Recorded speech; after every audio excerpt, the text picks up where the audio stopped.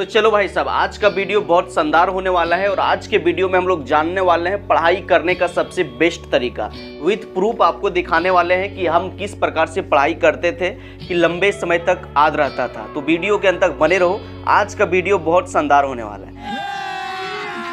अभी मजा आएगा ना भिड़ो। देखो भाई साहब, सबसे पहले प्रूफ देख लो। सबसे पहले जब भी हम पढ़ाई करते थे, इसमें देखो पूरा केमिस्ट्री का नोट से पूरा केमिस्ट्री के बारे में लिखा हुआ है। तो सबसे पहले यहाँ पर देखो, सबसे पहले जब भी पढ़ाई करते थे तो यहाँ पर देख लो कि इसका जो हेडिंग है, जो मेन जो हेडिंग है उसको दूसर पेन से रंग दिए, दूसर मतलब हाइलाइटर से हाईलाइट कर दिए। उसके बाद जो मेन जो पॉइंट है उसको दूसर हाइलाइटर से हाईलाइट कर दिए, ताकि इस टॉपिक में हमने क्या क्या पढ़ा और मेन चीज़ क्या क्या हमने सीखा वो चीज़ हमारा दिमाग में बैठ जाता था। और जब दूसरे बार जब रिवीजन करने के लिए आते थे तो सिर्फ हेडिंग देखते थे और मेन पॉइंट, तो सारा चीज़ याद आने लगता था और याद आने लगता है। कई सारा जो स्टूडेंट है वो करता क्या है कि जब वो पढ़ाई करने के लिए बैठेगा तो वो किसी टॉपिक को समझता नहीं है, डायरेक्ट वो रटने के लिए स्टार्ट कर देता है। जो टीचर ऑनलाइन पढ़ा दिया है या फिर ऑफलाइन में जो पढ़ा दिया है, डायरेक्ट वो रट्टा मारने लगता है, रट्टा मारने लगता है। रट्टा मार के क्या होता है कि वो रात आज भी कर लेता है तो कल सुबह तक सारा कुछ भूल जाता है। देखो भाई साहब, रिसर्च में ऐसा देखा गया है कि जो चीज़ें हम रटते हैं, जो चीज़ें हम पढ़ते हैं, 24 घंटा के अंदर हमारा दिमाग जो है 50 से 60% और 3 दिन के बाद 95% भूल जाता है। तो देखो यार, एक कहावत भी है कि रटंत विद्या खटंत नहीं, जो रटोगे वो खटेगा नहीं। तो सबसे पहले क्या करो कि आराम से जब भी पढ़ाई करने के लिए बैठो तो एक हाइलाइटर लेके पढ़ाई करने के लिए बैठो। चाहे आप एनसीईआरटी पढ़ रहे हो या चाहे आप हिस्ट्री पढ़ रहे हो, साइंस पढ़ रहे हो, पॉलिटिकल साइंस पढ़ रहे हो, सबसे पहले जो हेडिंग आप पढ़ रहे हैं उस हेडिंग को दूसर पेन से अंडरलाइन करो या तो हाईलाइट करो। उसमें मेन जो पॉइंट है, ईस्वी सन है या जो रिएक्शन है या तो थ्योरी है, उसको बीच बीच में जो है रांग दो, उसको हाईलाइट कर दो। ऐसा करने से क्या होगा, जब आप पढ़ के उठते हो तो आपका दिमाग में भक्त से याद आ जाएगा कि यार इस टॉपिक में ये पढ़े थे, फिर पूरा पढ़ने की जरूरत नहीं पड़ेगा।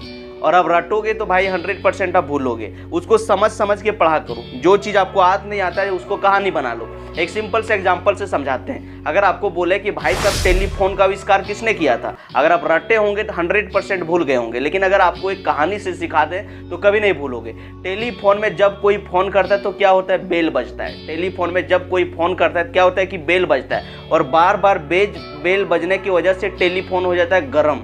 बार बार बेल बजने की वजह से टेलीफोन हो जाता है गरम, मतलब गरम बेल मतलब ग्राहम बेल, मतलब टेलीफोन का आविष्कार किया था ग्राहम बेल। बताओ, आप कभी भूलोगे? कभी नहीं भूलोगे ना। तो इसी तरह से अब कहानी बना के कोई टॉपिक को याद कर लेते हो ना तो वो लंबे समय तक याद रहता है। क्योंकि हमारा जो माइंड है, एक इंसान का जो दिमाग है, वो किसी भी चीज़ को टेक्स्ट फॉर्म में नहीं, पिक्चर फॉर्म में याद रखता है। अगर आपको बोले सेव तो क्या होगा, आपके दिमाग में सबसे पहले एक सेव का चित्र बनेगा, उसके बाद आपको याद आएगा APPLE। अगर आपको बोले हाथी तो सबसे पहले आपके दिमाग में हाथी का चित्र बनेगा, उसके बाद आपको याद आएगा ELEPHANT एलिफेंट। अगर आपको बोले आम तो सबसे पहले आपका दिमाग में आम का चित्र बनेगा, उसके बाद आपको याद आएगा MANGO मैंगो। तो इसी तरह से जब आप किसी टॉपिक को जो आपको हार्ड लग रहा है उसको कहानी से समझ लेते हो या तो कहानी बना के याद कर लेते हो तो वो चीज़ें लंबे समय तक याद रहता है। और देखो भाई साहब, अगर पढ़ाई लिखाई को लंबे समय तक याद रखना चाहते हो तो करो क्या, जो चीज़ अभी आपने पढ़ा शुरू बार में, या तो ऑनलाइन या तो ऑफलाइन या तो खुद से,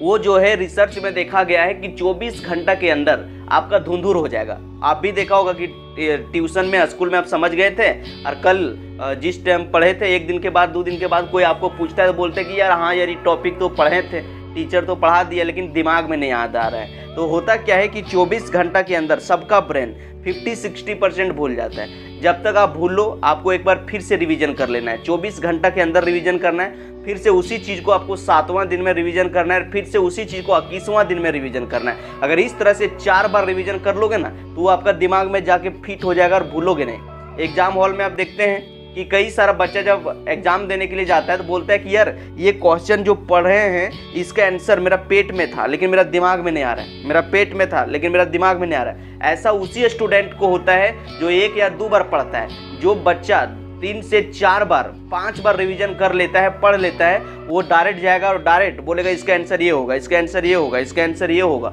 या फिर वो डायरेक्ट लिखने के लिए स्टार्ट कर देता है। तो भाई आपको यही करना है कि कम से कम जो आप पढ़ रहे हो उसको 4 बार आपको पढ़ना है, 4 बार। जब आप 4 बार पढ़ लोगे तो वो आपका दिमाग में जाके फिट होगा। और जब भी कोई चीज़ को पढ़ते हो तो सीखते हो तो करो क्या कि एक ब्लैंक पेज निकालो और जो आपने पढ़ा है, जो आपने सीखा है, अपने भाषा में उसको बोल बोल के लिख के नोट्स बनाओ। ऐसा करने से क्या होगा कि आपके दिमाग में 70% जाके फिट हो जाएगा और आप कभी भूलोगे नहीं।